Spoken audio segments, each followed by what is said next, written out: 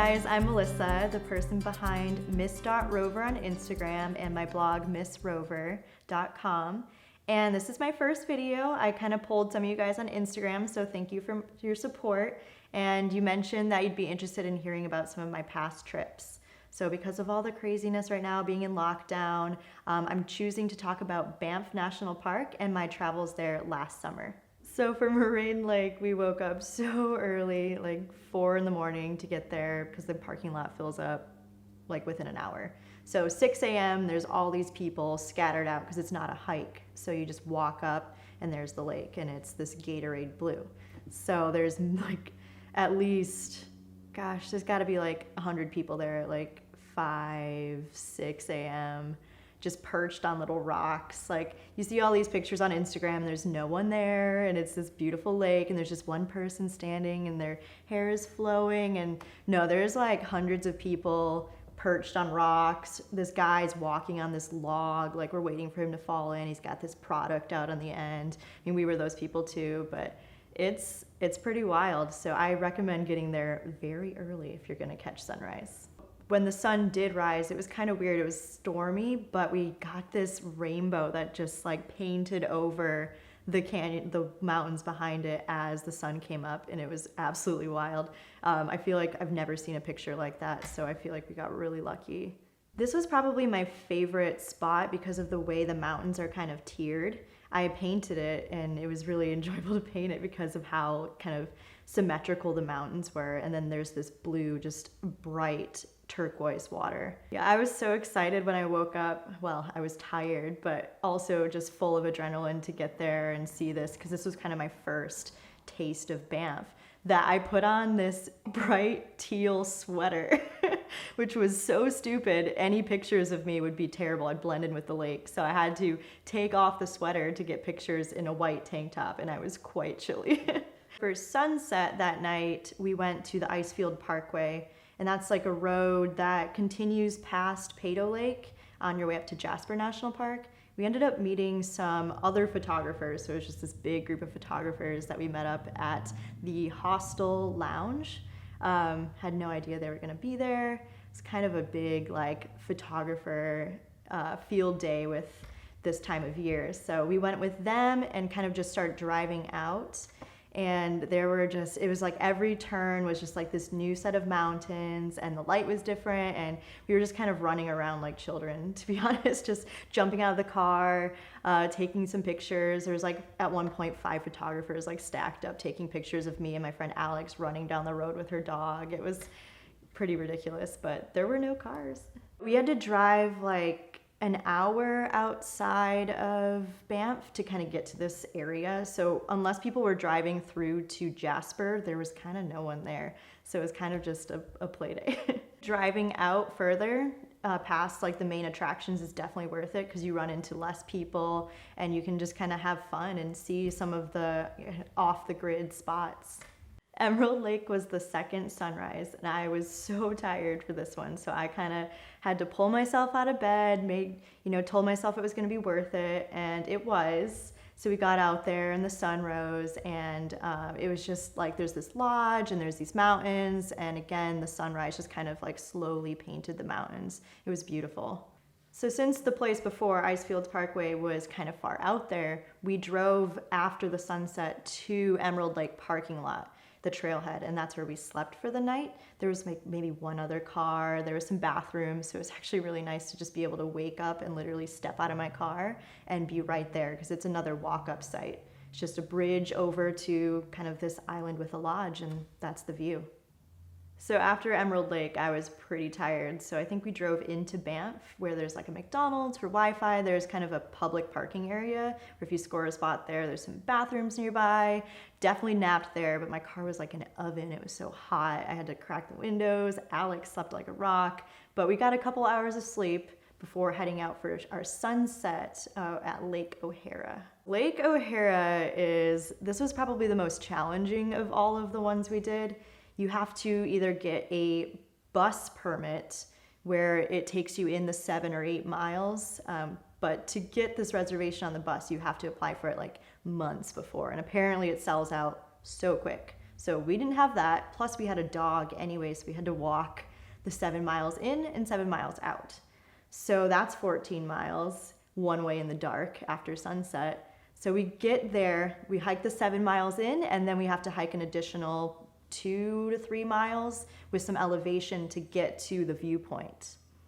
Once we were at the viewpoint, we kind of made some dinner and we're just waiting around for sunset, and it was probably my favorite sunset that I've maybe ever seen.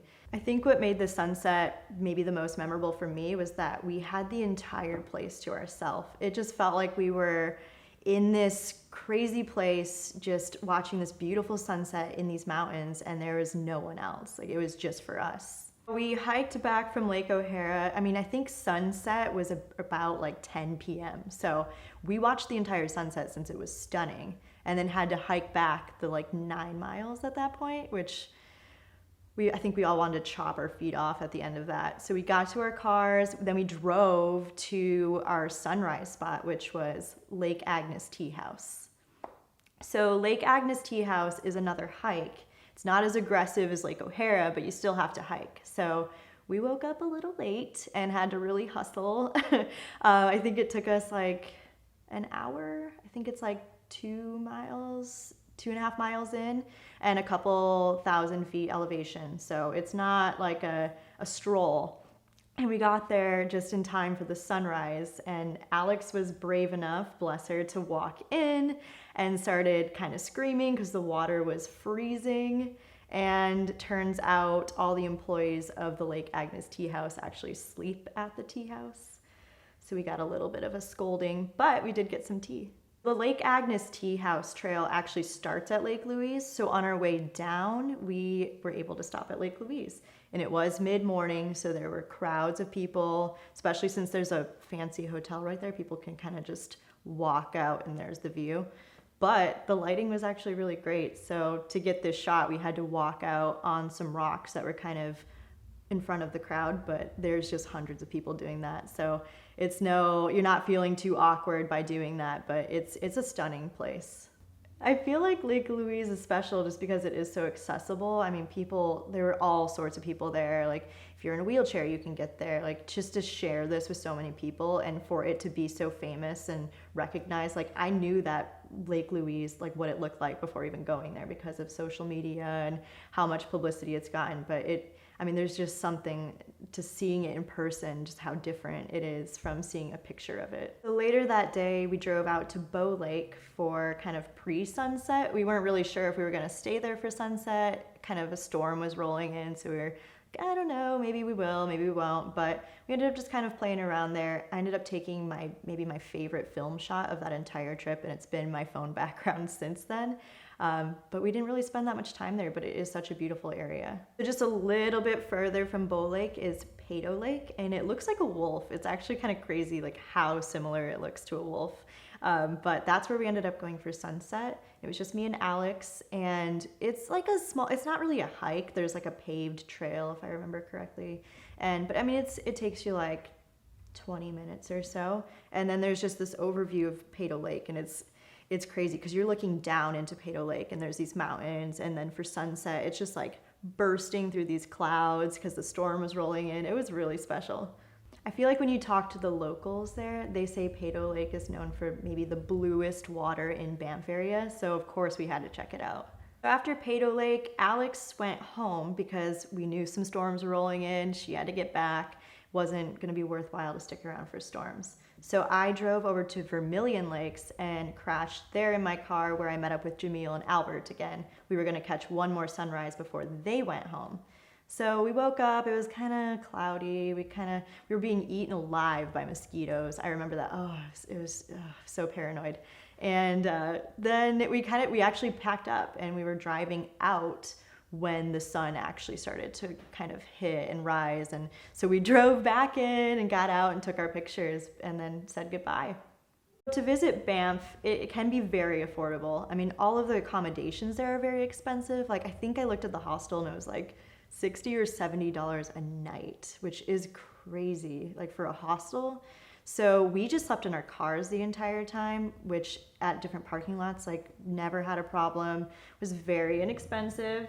We could still shower at the hostel for like $5. For food, there was the hostel. It did have some mediocre meals. It's still expensive. Everything's expensive there. And it's like, it's okay. So we mostly lived on backpacking meals, snacks, like just whatever we had in our cars to get through. These spots that I went to are in 2 different national parks, Banff National Park and Yoho. You need a Canadian park pass to go to either of these. And per day, I think it's like $10 per person. So that adds up real quick. So I recommend getting just the year-long pass, which I believe is 60 to 70 bucks per person. And that'll get you in with your car every day, like unlimited access for the year. If you go in July, it's kind of the busiest season. Summer, fall, it's all really busy. I mean, Banff is so popular, it's always gonna be busy. So that's why we kind of aimed our hikes and viewpoints for sunrise and sunset, because most people are still sleeping in their, expensive hotels that they paid for at sunrise. And most people are eating dinner or have reservations for sunset. So those times of days was when we got the views with the least amount of people. Thank you guys for watching, and thank you so much for all your support on Instagram and my blog. It really means a lot to me. I'm really looking forward to hearing what you guys think and maybe new topics for the next video. So subscribe, follow, comment, also connect with me on Instagram and let me know that way too.